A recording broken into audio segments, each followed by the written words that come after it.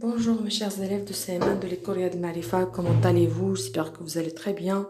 Content de vous voir encore une fois dans une nouvelle vidéo, c'est-à-dire une nouvelle leçon bien sûr. Cette fois-ci avec une leçon de conjugaison. Nous allons étudier l'imparfait des verbes du premier groupe. Mais d'abord, c'est quoi l'imparfait? Alors, l'imparfait est un temps du passé. Il peut être utilisé pour exprimer un passé lointain. Exemple, les Romains construisaient des routes. Les Romains, c'est une époque très loin. D'accord? Deuxième chose, pour décrire quelque chose ou bien quelqu'un.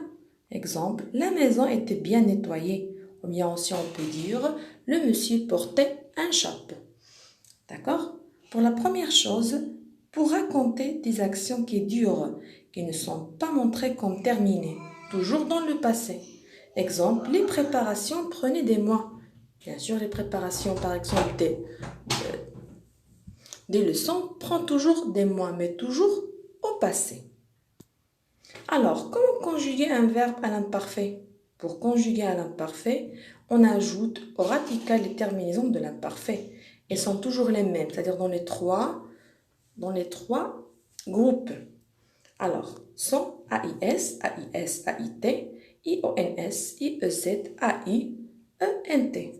Voici ici un exemple du verbe chanter. Toujours un verbe du premier groupe. Je chantais, tu chantais, il, elle, on chantait, nous chantions, vous chantiez, il, elle chantait. Remarque, le radical des verbes du premier groupe. On enlève ER, comme dans l'exemple de verbe chanter, et on ajoute à sa place les terminaisons du temps. Nous avons ici un petit exercice d'application. Conjuguons les verbes entre parenthèses à l'imparfait. Nous allons les conjuguer. Je vais vous le conjuguer ici oralement et vous devez le faire sur vos cahiers. Alors, nous sauter le mur du jardin. Sauter, c'est un verbe du premier groupe. Nous allons enlever le ER et mettre à sa place la terminaison de l'imparfait qui est IONS. C'est nous sautions le mur du jardin. Elle chantait de magnifiques chansons. Alors, elle chantait avec A-I-E-N-T. Nous allons enlever ER et mettre à sa place la terminaison de l'imparfait. Tu cherchais la solution au problème. Alors, tu cherchais avec AIS.